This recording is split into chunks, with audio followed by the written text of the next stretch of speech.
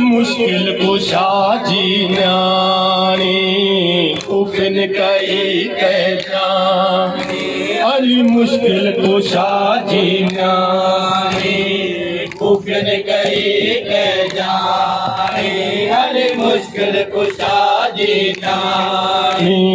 Deputy commissioner Sujawal मोहतरम ताहिर मेमन साहब जन बीठल है। असां उन खां पुछंदासीं त पूरे ज़िले में जेको आहे सिक्योरिटी हिसाब सां इंतज़ाम कीअं आहिनि ऐं जेको हेल्थ जे हिसाब सां या एम्बुलेंस गाॾियूं वग़ैरह उन हिसाब सां जेको आहे तव्हांजी कुझु ॾींहं अॻु मीटिंग बि थी हुई ऐं सख़्ती ऐं निज़ाम जे हिसाब सां तव्हां जेको सो असांखे कुझु ॿुधायो। बिस्मिल्लाहिर्रहमानिर्रहीम। वॾी महिरबानी तव्हांजी। अॼु माशाल्लाह चहलम जो सिलसिलो त कल्ह पूरी सिंध में मुल्क में जेको आहे सो पंहिंजे इख़्तिताम ते पहुतो आहे, पर सुजावल में 11 मुहर्रम ते बि जुलूस थींदो आहे वॾे पैमाने ते पूरे ज़िले में, ऐं प्लस में चहलम ते बि ॿिए ॾींहं ते जेको आहे सो तव्हांजो वॾे पैमाने ते जुलूस थींदो आहे। ऐं इन जुलूस जी मां ख़ुदि निगरानी करे रहियो आहियां। मूंसां गॾु नई आयल असांजी SSP साहिबा मैडम शहला कुरैशी साहिबा मौजूदु आहे।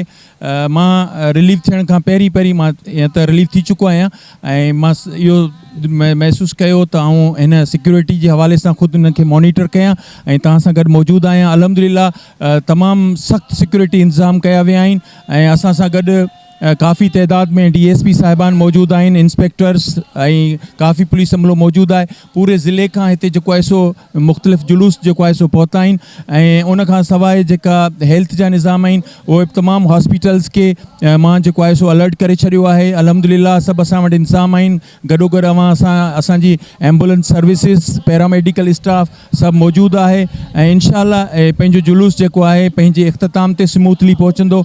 अल्लाह खां दुआ आहे त ख़ैर ख़ैरियत सां हर जगह ते खैर खैरियत थी वञे। अली मेहरबानी।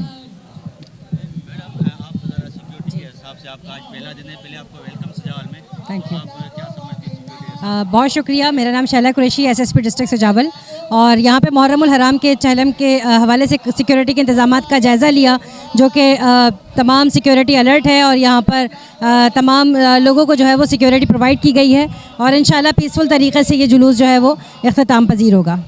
जी हाँ, अॼु सुजावल में इमाम हुसैन अलैहिस्सलाम जो चालीहो वॾे अक़ीदत ऐं एतिराम सां मल्हायो वियो। अॼु सुजावल में जेको आहे मातमी जुलूस फ़कीर अहमद केरी तां बरामद थियो, जेको शहर जे मुख़्तलिफ़ चौकनि तां गुज़रंदो।